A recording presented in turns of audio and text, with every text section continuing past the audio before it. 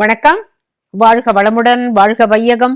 உலகத்து மக்கள் அனைவரும் எல்லா நாட்களிலும் நன்மையே பெற்று நலமே வாழணும்னு வாழ்த்துறோங்க. இன்னைக்கு நான் என்ன பேச வேண்டும்? என்ன எழுதி போட்டிருக்கிறாரு எங்கள் பிள்ளையாரப்பன்? யார் நல்லவன்? யார் நல்லவன்? இது நம்மளிடம் கேட்கப்பட்ட கேள்வி இல்லை. நான் என் மனசுல என்ன நினைச்சேன்னா, இன்னைக்கு மகாபாரதத்திலேருந்து இது வரைக்கும் அதிகமா தெரியாத கதையெல்லாம் சொன்னா எப்படி இருக்கும் அப்படின்னு நினைச்சேன். அதை நான் நினைக்கிறதுக்கும் இவர் நல்லவன் யாரு அப்படின்னு எழுதி போடுறதுக்கும் ரொம்ப அழகா அப்படி பொருத்தமா இருக்கு. காரணம் என்ன தெரியுமா? 18 நாள் யுத்தம் நடந்தது, பாரத போர், தர்ம போர். அதுல 14வது நாள் பாசறையிலிருந்து தர்மர், பீமன், அர்ஜுனன், நகுலன், சகாதேவன் 5 பேரும் கிளம்புறாங்க, போருக்கு கிளம்புறாங்க. கிருஷ்ணர் அங்க நின்றுட்டு இருக்காரு. திரௌபதி என்ன பண்றா? ஆரத்தி எடுத்துன்னு அத்தனை பேருக்கும் வெற்றி திலக்கம் இட்டு ஒருத்தருக்கும் நல்லபடியா போரில் வெற்றி பெற்று வரணும் அப்படின்னு சொல்லிட்டு நிக்கிறா. எல்லாரும் கிளம்ப போறாங்க. அப்ப சும்மா தானே இருக்கணும். திரௌபதி, கிருஷ்ணா, எனக்கு உங்ககிட்ட ஒரு கேள்வி கேட்கணும். என்ன திரௌபதி? இல்ல, இன்னைக்கு போர்ல யார் யார கொல்லுவா? அப்ப கிருஷ்ணர் சொல்றாரு, உனக்கு எல்லாம் முன்னாலேயே தெரிஞ்சுக்கணுமா திரௌபதி? என்ன நடக்கிறதோ அதை நடக்க விட. இல்லை, எனக்கு மனசு கடந்து அடிச்சுக்கிறது, இன்னைக்கு போர்ல யார் செத்து போவா, இன்னைக்கு போர்ல யார் யார அடிப்பான்னு பயமா இருக்குன்னு. சொல்லட்டுமா? இந்த உலகத்திலேயே இப்போதைக்கு வாழ்ந்து கொண்டிருக்கும் ஒரே ஒரு நல்லவன் இன்று இறப்பான் போ அப்படின்னு அவர் முதல்ல தேருக்கு போறார். பின்னால தர்மர் போறார், பீமன், எல்லாரும் போயிட்டாங்க. திரௌபதி தலையில கை வச்சுன்னு உட்காந்துட்டா. இந்த உலகத்திலேயே நல்லவன் யாரு அப்படின்னா தர்மர் தானே. ஐயோ, இப்ப இவ 5 பேர் போயிட்டு 4 பேரா திரும்பி வருவாளா? அந்த 4 பேருக்கும் ஒரே கதி கலக்கம்தான். என்னுடைய அண்ணன் தானே மிகவும் நல்லவன், அப்ப அவருக்கு ஏதான் ஆயிடுமோ அப்படின்னு பீமனுக்கு, அர்ஜுனனுக்கு, எல்லாருக்கும் ஒரே கலக்கம். எதனாலும் பாதிக்கப்படாத கண்ணன் மட்டும் கிளம்புகோ அப்படின்னு சொல்லிட்டு போருக்கு போயாச்சு. பயங்கரமா போர் நடக்கிறது. அப்ப பீமன் தேரை விட்டு குதிச்சுட்டு கதையை எடுத்துட்டு துரியோதனன் எங்கன்னு பாக்குறான். அவனுக்கு அடிக்க வேண்டியது துரியோதனனையும் துச்சாதனனையும். ஏன்னா அவனுடைய குறிக்கோள் அதுதான். வேற யார பத்தி அவனுக்கு கவலை இல்லை. இவங்க 2 பேரையும் துவம்சம் பண்ணிட்டு அந்த ரத்தத்தை திரௌபதி தலையில பூசிக்கணும். அதுதான் எத்தனை நாளைக்கு நான் அப்படி தலையை விரிச்சுட்டு இருக்கிறத நான் பாக்குறது அப்படின்னுட்டு அவன் இறங்கி குதிக்கிறான். அப்ப அவனுக்கு எய்தாப்புல நிக்கிறான் விகர்ணன். பீமன் பார்த்துட்டு சொல்றான், விகர்ணா, நீ நகரு, வழி விடு, இங்க இருக்காத. இல்லை இல்லை, நான் உன்னுடன் போரிடத்தான் வந்திருக்கிறேங்க. இந்த பாரு, எனக்கு தெரிஞ்சு அந்த கூட்டத்துல ஒரே ஒரு நல்லவன் நீதான். நீ இங்க இப்படி வராத, நீ போ, நான் உன்னை அடிக்க மாட்டேன் அப்படின்னு. நீ என்னை அடிச்சுதான் ஆகணும். இப்ப 2 பேருக்கும் இப்படி வாக்குவாதம். பீமன் சொல்றான், அன்னைக்கு திரௌபதியை துயில் உறிஞ்ச போது நீ ஒருத்தந்தானே யா இது தர்மம் இல்ல அதர்மம், நிறுத்துங்கப்பா நிறுத்துங்கப்பான்னு சொன்ன. அப்ப கூட அவங்க நிறுத்தலன்னு உடனே நீ கண்ணை மூடிட்டு இந்த சபையை விட்டு வெளியில ஓடி போயிட்ட. நீ காரணம், உன்னால ஒரு பெண்ணுக்கு இப்படியா அப்படின்னு சொல்லிட்டு உன்னுடைய தர்மம், உன்னுடைய தர்ம சிந்தனை அது உன்னை அப்படி சொல்ல வச்சது. அதனால நான் உன்னை ரொம்ப உயர்ந்த இடத்துல வச்சிருக்கேன். உன்னை நான் எப்படி அடிப்பேன்? நானே அடிக்கணும்னு நினைச்சா கூட என்னோட கதாயுதம் உன்னை தொடாதப்பாங்கிறான். இந்த பாரு, இந்த மாதிரி அன்பு மொழி எல்லாம் வேண்டாம்.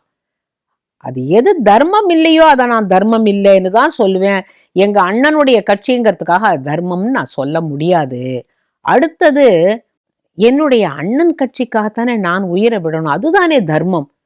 இல்ல, உங்ககிட்ட ஒன்னே ஒண்ணு கேட்கட்டுமா? நீ எங்க கட்சிக்கு வந்துடு, நாம 5வரோடு ஒன்னையும் சேர்த்து 6வரா இருப்போம். உனக்கு மகுடம் சூட்டி விடுகிறோம். அப்புறம் என்ன?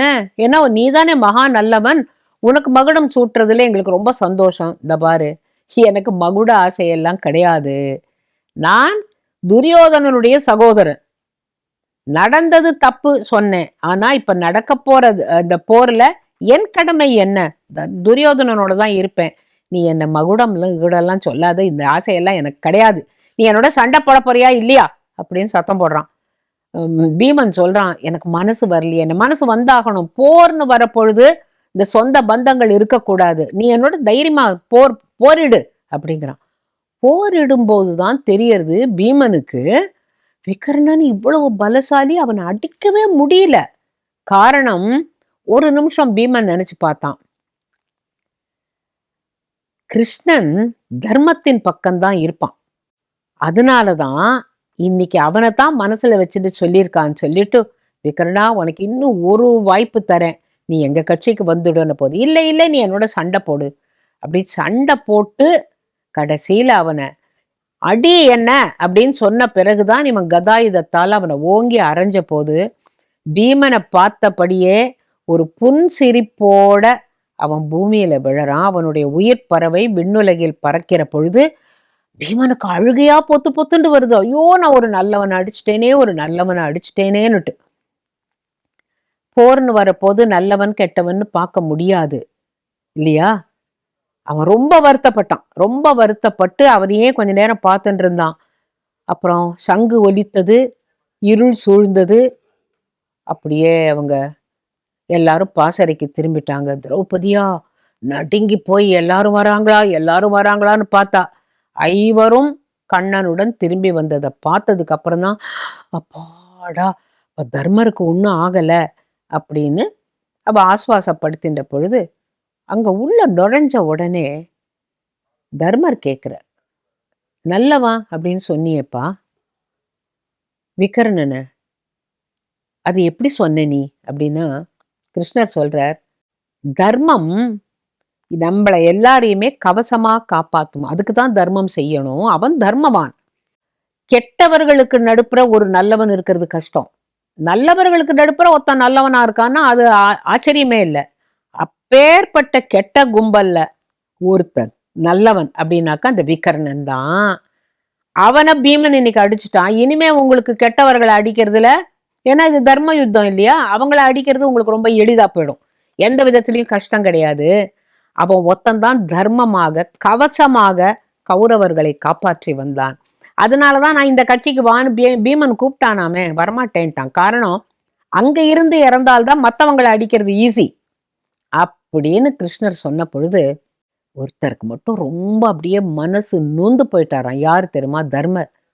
உலகமே என்னை தர்மவான்னு சொல்லுது, ஆனா என்னிலும் நல்லவன் ஒருவன் இருந்திருக்கிறான், அவனை இந்த போரில் பாண்டவர்களால் எழுந்து விட்டோமே, நாங்க அடிச்சுதானே அவன் இறந்தான், அப்படிங்கிறது என்னால தாங்கவே முடியல அப்படின்ன பொழுது திரௌபதிக்கு ஒரு பக்கத்துல என்னன்னு கேட்டா, தர்மர் தான் ரொம்ப நல்லவர்னு நான் நினைச்சுட்டு இருந்தேன், ஆனா கிருஷ்ணன் உடைச்சு சொல்லலையே தவிர கடைசியில உலகத்துக்கு என்ன தெரிகிறது, அத்தனை பேர்களில், உலகத்தில் வாழ்கின்ற அத்தனை பேர்களில் நல்லவன் ஒரே ஒருவன் தான், அவன்தான் விகர்ணன் அப்படிங்கிறத நினைச்சு அத்தனை பேரும் அவனை போய் அழிச்சிட்டோமே, அவனை அநியாயமா அவனை உயிர் போக வச்சுட்டோமேன்னு அத்தனை பேரும் வருத்தப்பட்ட போது கண்ணன் இல்ல எதற்கும் துளி கூட சஞ்சலமே கிடையாது. என்னதுதான் நடக்கும், இத்தனை நாள் கௌரவர்களை கவசமாக காத்து வந்த விகர்ணன் போயிட்டான், இனிமே நீங்க மடமடன் 14 நாள் ஆச்சு, 15, 16, 17, 18, இன்னும் 4 நாள்ல எல்லாரையும் அடிச்சு தள்ளலாம் அப்படின்னு அவர் சலனம் இல்லாமல் ஒரு புன்னகை. அதுதான் கிருஷ்ணர். எல்லாத்துலயும் இருக்கார், ஆனா எதுலையுமே இல்லை. அது எப்படி? பிகாஸ் காரணம் என்னன்னு கேட்டா, அவர் பரமாத்மா. அந்த பரமாத்மா கூடவே நின்று இந்த பாண்டவர்களுக்கு இத்தனை சகாயம் பண்ணியிருக்காருங்கிற பொழுது அதே பகவான் நமக்கு சகாயம் பண்ண மாட்டாரா? அதை நம்பணும். அதுக்குதான் நான் இந்த கதை சொன்னேன். நாம் நல்லவர்களாகவே இருப்போம், அது என்னவோ அந்த நாம செய்கின்ற தர்மம் நம்மளை ஷீல்டு, ஒரு கவசம் போல நம்மளை காப்பாற்றும் அப்படிங்கிறத இன்னைக்கு நாம தெரிஞ்சுக்க வேண்டிய இந்த கதையினுடைய சாராம்சம். மகாபாரதத்துல இன்னொரு கட்டம், இது கூட அதிகமா பேசப்படாதது, ரொம்ப பேருக்கு இதை பத்தி ஏன் பேசலன்னு எனக்கு தெரியல, ஆனா அருமையான ஒரு அற்புத அமுத துளிகள்னு நான் சொல்லுவேன். அதாவது போர் முடிஞ்சு போயாச்சு, அதற்கு பிறகு ஒரு பெரிய யாகம் நடத்துறாரு யுதிஷ்டர். அதுக்கு திருதராஷ்டிரன் எல்லாரையும் கூப்பிட்டுருக்கா, யாரெல்லாம் உயிரோட இருக்காங்களோ எல்லாரையும் கூப்பிட்டுருக்குறாங்க. அப்ப யார் யாருக்கு யாருக்கு முதல்ல, அதாவது இது எதுக்குன்னு கேட்டாக்க, வீர மரணம் அடைந்தவர்களுக்கு சொர்க்கம் போவதற்காக ஒரு யாகம் பண்ணி அத முதல் பாகம் இன்னாருக்கு, அடுத்த பாகம் இன்னாருக்குன்னு ஒத்தொத்தருக்கும் ஒரு ஒரு பாகம் கொடுத்தா அந்த யாகத்தின் வழியாக அவருடைய ஆன்மா ஸ்வர்க்கம் போகும் அப்படிங்கிறது அந்த ஒரு நம்பிக்கை. அப்ப இவங்கெல்லாம் என்ன நிச்சயம் பண்ணியிருக்காங்கன்னாக்க, திருதராஷ்டிரன் உட்காந்துருக்கான், ஆனா அவரை ஒன்றும் கேட்கல. தர்மர் சொல்றார், முதல்ல பீஷ்மர், அப்புறமா துரோணர் அப்படின்னு அந்த ஆர்டர்ல அப்படி சொல்லிட்டு வர பொழுது உள்ள கிருஷ்ணர் வர, அவர் வந்த உடனே எல்லாரும் அவரை கும்பிட்டு, வா கிருஷ்ணா வா, என்ன வீர மரணம் அடைந்த அத்தனை வீரர்களுக்கும் சொர்க்கம் போவதற்காக யாகம் எல்லாம் நிர்ணயித்து விட்டீர்களா? யாருக்கு முதல் பாகம் தரப்போகிறீர்கள் அப்படின்னு கேட்ட பொழுது, கிருஷ்ணா உனக்கு நாங்கள் கொடுப்பது முதல் மரியாதை, அவங்களுக்கு பாகம் கொடுக்கணும்னா வேற யாரு, பிதாமகரை தவிர வேற யாருக்கு கொடுக்க முடியும்? ஓ அப்படியா, சரி, அடுத்து துரோணருக்கு, அவர்தானே குரு, அவர்தானே அடுத்தது. ஏன் கிருஷ்ணா இந்த கேள்வி கேட்கிற, இதுல சந்தேகமே இல்லையே அப்படின்ன பொழுது அவர் சொன்னார், இல்லையே, முதல் பாகம் சகுனிக்கல்லவா தர வேண்டும்.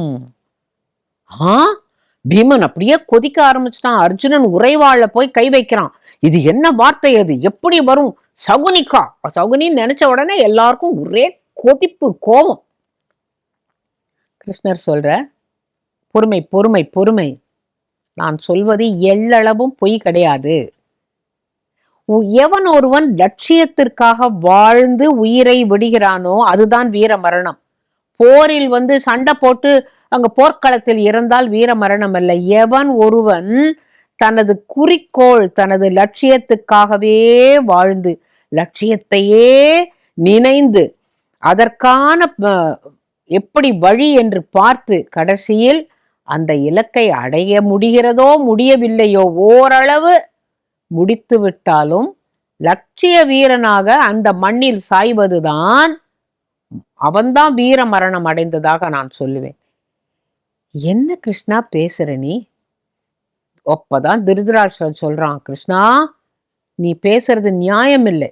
அவன் என்னுடைய மனைவியுடைய தம்பிங்கிறதுக்காக அவனை பாம்புக்கு நான் பால் வார்த்தேன், என்னுடைய அரண்மனையில வச்சுட்டேன். எல்லாரும் செத்து போயிட்டா நான் ஒட்டின்தான் பாக்கியா இருக்கேன்னு அனாத மாதிரி வந்ததுனால நான் அவனை வச்சு காப்பாத்தினேன். பாம்புக்கு பால் வார்த்தேன், அது விஷத்தை கக்கி விட்டது அப்படின்ன பொழுது, அவன் பாம்பு அல்ல, அவன் அடிப்பட்ட புலி, காத்து கொண்டிருந்தான். எப்படி? இந்த பக்கம் 100 பேர் எதிரி, இந்த பக்கம் 5 பேர் எதிரி. இவங்க 2 பேருக்கும் நடுப்புற தான் ஒரு நடு நிலைமையாளனை போல இருந்து கொண்டு இங்கும் மூட்டிவிட்டு அங்கும் மூட்டிவிட்டு பகையை வளர்த்தவன் சகுனி. பின்ன அவனுக்கு போய் முதல் பாகம் கொடுக்கணும்னு சொல்றீங்களே, இது நியாயமான்? சொல்றேன், ஏன் பீஷ்மருக்கு தரக்கூடாதுன்னு சொல்றீங்க அப்படின்னு கேட்ட பொழுது, பீஷ்மர் அவ்வளவு நல்லவர் அல்ல. எல்லாருக்கும் தூக்கி வாரி போடுறது. பீஷ்மர் நல்லவர் அல்லவா? என்ன சொல்ற கிருஷ்ணா, நம்ம பிதாமகராச்சே. ஆமா, சரி, சகுனி எதற்காக திருதராஷ்டிரனுடைய அரண்மனைக்கு வர வேண்டும்? வர வச்சது யாரு? அது தெரியல. அது எனக்கும் பீஷ்மருக்கும் இடையே உள்ள ஒரு பெரிய ரகசியம், உங்களுக்கு நான் இப்பொழுது சொல்லுவதாக இல்லை அப்படின்னு கிருஷ்ணர் சொல்லி அங்க அப்படியே அதுக்கு ஒரு முடிவு கட்டிட்டார். ஆனா இந்த இடத்துல நான் உங்களுக்கு இந்த கதையை சொல்லலைன்னாக்க உங்களுக்கு குறைஞ்சுக்கிட்டே இருக்கும். அது என்னது, அது பீஷ்மருக்கும் கிருஷ்ணருக்கும் என்ன ரகசியம்னுட்டு. அதான் நான் சொல்றேன், கேளுங்க. சபலன் அப்படிங்கிறவன் தான் இவனுடைய, சகுனியுடைய அப்பா, காந்தார நாட்டு மன்னன். அவனுக்கு ஒரு பெண், அவதான் காந்தாரி. காந்தாரிக்கு அடுத்து நிறைய பிள்ளைகள் தான் பிறந்தாங்க. கடைசி பிள்ளைதான் சகுனி. அவன் பேர் கூட ரொம்ப அழகா இருப்பாங்கிறதுக்காக சபலனுடைய மகன்கிறதுக்காக சுஃபலன் அப்படின்னு அவனை செல்லமா சொல்லுவாங்களாம். இந்த காந்தாரிக்கு ஒரு ஜோசியர் அவளுடைய ஜாதகத்தை பார்த்து விட்டு, அடாடா மங்கல்ய தோஷம் இருக்கிறதே இவளுக்கு, எந்த அரசனை கல்யாணம் பண்ணி கொண்டாலும் அவள் விதவை ஆகி விடுவாளே அப்படின்னு சொன்ன உடனே காந்தார நாட்டு மன்னன் ஒருத்தருக்கும் தெரியாம அவரை தனியா கூப்பிட்டு, இதுக்கு என்ன செய்யறதுன்னு உடனே இருக்கு, காதும் காதும் வைத்தார் போல், அதாவது வெளியில யாருக்கும் தெரியாமல் இந்த பெண்ணுக்கு ஒரு ஆட்டுக்கு கல்யாணம் பண்ணி வைத்து விட்டு, ஆடு மாப்பிள்ளையாக இவளுக்கு கல்யாணத்தை செய்து வைத்து விட்டு அந்த ஆட்டை பலி கொடுத்து விட்டால் முதல் கல்யாணம் முடிந்ததாக இப்படி ஒரு பரிகாரம் இருக்கிறதுன்னு உடனே வேற யாரையுமே கூப்பிடல. அந்த ஜோசியன், அந்த அந்த பொண்ணு, அவளுடைய ஒரே ஒரு தோழி, பிறகு காந்தார மன்னன், இத்தனை பேர் இருந்து இத சத்தம் போடாம முடிச்சுட்டாங்க. இது காந்தாரிக்கு தெரியும், தோழிக்கு தெரியும், காந்தார மன்னனுக்கு தெரியும், வேற யாருக்கும் தெரியாது. இதுக்கப்புறமா தான் பீஷ்மர் அங்கேருந்து வந்து, என்னுடைய குடும்பத்திற்கு ஒரு விளக்கு வேண்டும், காந்தார மன்னனே சுஃபலா, உன்னுடைய மகளை திருமணத்துக்கு கொடுக்கிறாயா அப்படின்ன பொழுது அவனுக்கு நிம்மதியா போச்சு. ஏன்னு கேட்டா முதல் கல்யாணம் தானே, அதான் ஆயிப்போச்சு. அதனால ஆஹா தாராளமாக கொடுக்கலாம்.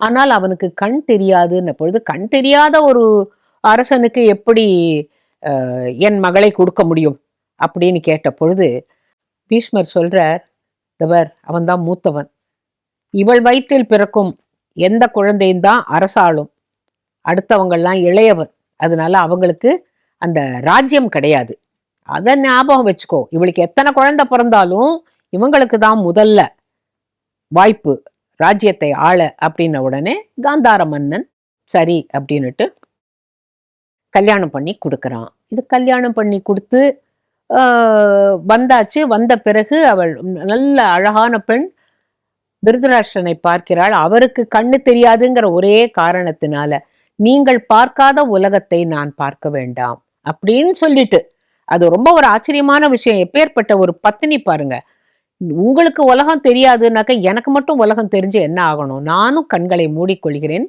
கண்ணை கட்டி விட சொல்லிடுறா. அவ கண்ணை மூடிட்டு தான் அந்த கடைசி வரைக்கும் கண்ணை எடுக்கல. அவ அப்ப ஒரு நாளைக்கு அந்த புறத்துல குசு குசுன்னு ஒரு பேச்சு சத்தம் கேக்குது. அப்ப பீஷ்மர் அப்படியே நடந்து போயிட்டு இருக்கார். போற போது அங்கே சிரிக்கிற சத்தம் கேட்கறது. என்னது இது, காந்தாரியும் ஏதோ தோழியும் பேசின்னு இருக்கான்னு. அம்மா, உங்களுக்கு ஏற்கனவே கல்யாணம் ஆச்சுங்கிறது தெரிஞ்சா என்ன ஆகணும்னு, அதை பத்தி இப்ப பேசாத அப்படிங்கிறா. உடனே பீஷ்மருக்கு என்னமோ விஷயம் நடந்திருக்குன்னு தெரிஞ்சுக்க வரும்போது, ஆமாம்மா, நம்ம 3 பேருக்கு தானேம்மா தெரியும், இப்ப அந்த ஆட்டுக்கு தானே உங்களுக்கு கல்யாணம் பண்ணி வைக்க சொன்னார் அந்த ஜோசியர், அப்போ முதல் கல்யாணம் ஆயிடுச்சு, நீங்க ஒரு தரம் விதவை ஆயிட்டு தானே இந்த கண்ணு தெரியாத ராஜாவை கல்யாணம் பண்ணிட்டு இருக்கீங்கன்னு. இந்த பார், பழங்கதையெல்லாம் இப்ப பேசாத, யார் காதலியான்னு விழுந்தா ஆபத்து அப்படின்னு சொல்லவும் பீஷ்மருக்கு வந்ததே கோபம். இப்படியா, அவளுக்கு ஜாதகத்துல இப்படி ஒரு குறை இருக்குங்கிறத சொல்லாமல் அதுக்கு பரிகாரமும் பண்ணிவிட்டு ஒண்ணுமே நடக்காதது போல எங்கள் வீட்டுக்கு மருமகளாக அனுப்பி விட்டான்னு சொல்ற கோவத்துல என்ன பண்ணிட்டார், ஒற்றர்கள் 2 அழைத்தார். அழைச்சிட்டு, நீ காந்தார நாட்டுக்கு போய் காந்தார மன்னனையும் அவனுடைய பசங்களையும் சிறைப்பிடித்து கொண்டு வந்து பாதாள சிறையில் வைக்கணும், இது யாருக்கும் தெரியக்கூடாது, இது இரவோடு இரவாக நடக்க வேண்டும், மூச்சு தெரியக்கூடாது அப்படின்னு சொல்லி பீஷ்மர் உத்தரவு போட்டார். அந்த ஒற்றர்கள் 2 பேரும் மாறு வேடத்துல போய் காந்தார மன்னனை பீஷ்மர் அழைப்பதாக அவரையும் அந்த பிள்ளைகளையும் அழைச்சிட்டு வந்து பாதாள சிறையில போட்ட உடனே காந்தார மன்னன் கேட்கிறான், என்ன, நான் என்ன தப்பு பண்ணினேன், என்னுடைய மகள் இங்க பட்ட மகிழ்ச்சியாக இருக்கிறாள், என்ன எங்களை இப்படி, ஒரு வார்த்தை பேசக்கூடாது, உங்களுக்கும் உங்க பிள்ளைகளுக்கும் ஒரு நாளைக்கு ஒரு கப்பறையில சோறு, அவ்வளவு, அது மட்டும்தான் கொடுக்க சொல்லியிருக்கார் அப்படின்னா, அதெல்லாம் எங்களுக்கு தெரியாது. அப்ப காந்தார மன்னனுக்கு புரிகிறது என்ன தெரியுமா, ஏதோ நம்மள பழி வாங்கறதுக்காக ஒரு கப்பறை சோறு எப்படி ஒரு நாளைக்கு ஒருத்தருக்கு போரும், நானும் என் பிள்ளைகளும் இருக்கும், அதுல கடைக்குட்டி சின்னவன் சகுனி, அவன் என்ன பண்ணுவான், வளர்ற குழந்தை அப்படியே நொந்து போனானாம். நொந்து போன போது முதல் நாளைக்கு ஒரு கப்பறை சோறு சாப்பிட்டுட்டாங்க, அடுத்த நாளைக்கு அந்த கப்பறை சோறு போறல, ஏய் எனக்கு இன்னும் கொஞ்சம் சோறு கொடு, எனக்கு இன்னும் கொஞ்சம் சோறு கொடுன்னு ஒத்தனை அடிச்சுட்ட பொழுது சுஃபலன் பார்த்தானாம், தவர் நம்மளை இங்க வஞ்சகமா கொண்டு வந்து இந்த பாதாள சிறையில அடைச்சிருக்கானே, அந்த பீஷ்மனை பழி வாங்கணும். அது ஒண்ணுதான் நம்மளுடைய குறிக்கோள். எப்படிப்பா நம்ம உயிரோட இருக்க போறோம்? இத்தனை பேருக்கும் சோறு பத்தாம நீ நான் எல்லாரும் போயிடுவோமே. அதுக்கு தான் சொல்றத கேளு.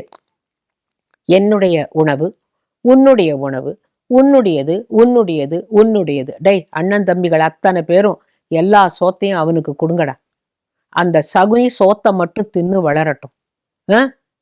நம்மெல்லாம் ஒருத்தர் ஒருத்தரா மடிஞ்சு போயிடுவோம். ஆனா பழி வாங்குவதற்கு அவனை உருவாக்குகிறேன் அப்படின்ற பொழுது இது எப்பேற்பட்ட தியாகம் பாருங்க. அப்படியே பசி, சாக போறோம் தெரியும், சரிடா நீ சாப்பிடுறா அப்படின்னு அந்த கடைசி குழந்தைக்கு கொடுத்தா அவனுக்கு தெரியல, பேதம் தெரியல. அவனுக்கு வேண்டியது சாப்பாடு. எல்லாரோட சாப்பாடையும் அவன் சாப்பிட சாப்பிட சாப்பிட மத்தவங்க பார்த்தபடியே ஒத்தொத்தரா உயிர் விட்டான். இதை நீங்க யோசனை பண்ணி பார்க்கணும். எப்படிப்பா அப்படின்னா, அப்ப பீஷ்மர் இவ்வளவு கல் நெஞ்சக்காரரான பழி வாங்கணும்னு வந்தா நல்லவன் என்னவனா செய்யலாம், உலகுக்கு நல்லவனாக இருக்கலாம்.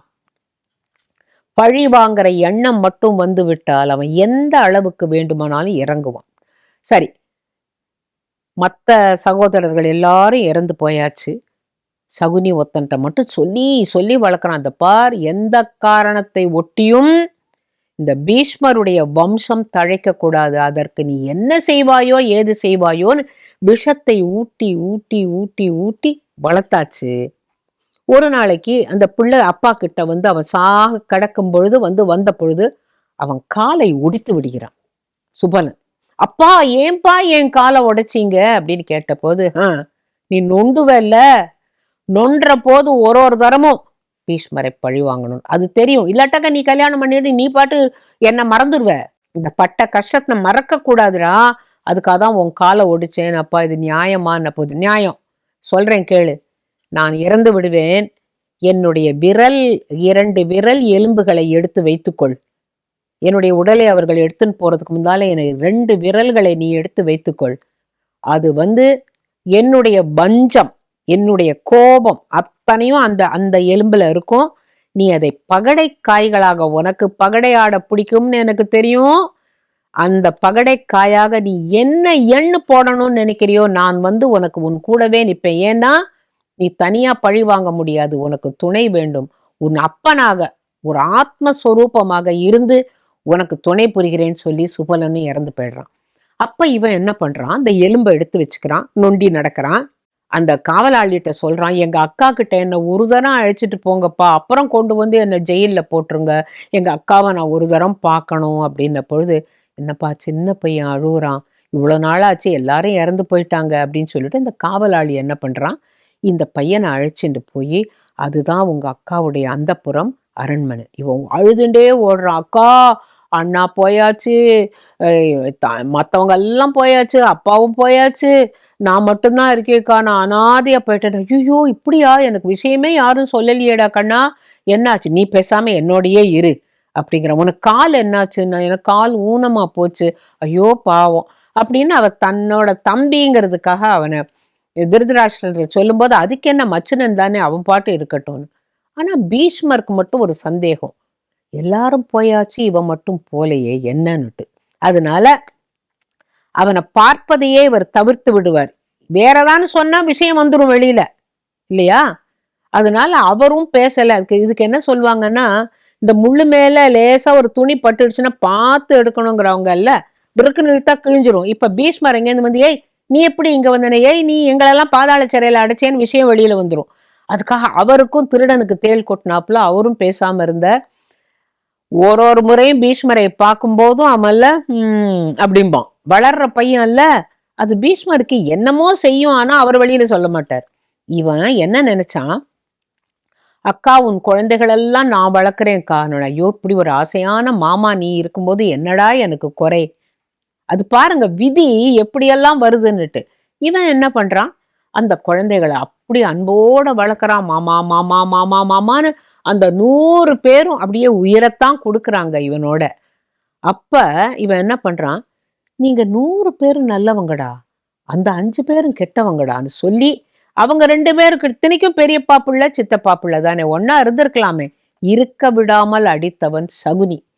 அந்த சகுனி இவ்வளவு கதையும் நான் உங்களுக்கு சொல்ற போது உங்க மனசுல தோணும், இவ்வளோ கெட்டவனா இருக்கிற சகுனிக்கு எதுக்காக முதல் மரியாதை அப்படின்னு உங்களுக்கு தோணும். சரி, அப்ப என்னதான் ஆச்சு அப்படிங்கறதான் நான் வந்து சொல்றேன். இருந்தாலும் நீங்க உட்கார்ந்து யோசனை பண்ணணும். இவ்வளோண்டு பொறாமையோ வைத்தறிச்சலோ வஞ்சமோ இருந்தாக்க அது எப்பேற்பட்ட ஒரு மாளிகை கூட கொளுத்தக்கூடிய நெருப்பா இருக்கு பாத்தீங்களா? அதுதான். பாக்கிய நாளைக்கு பார்க்கலாம்.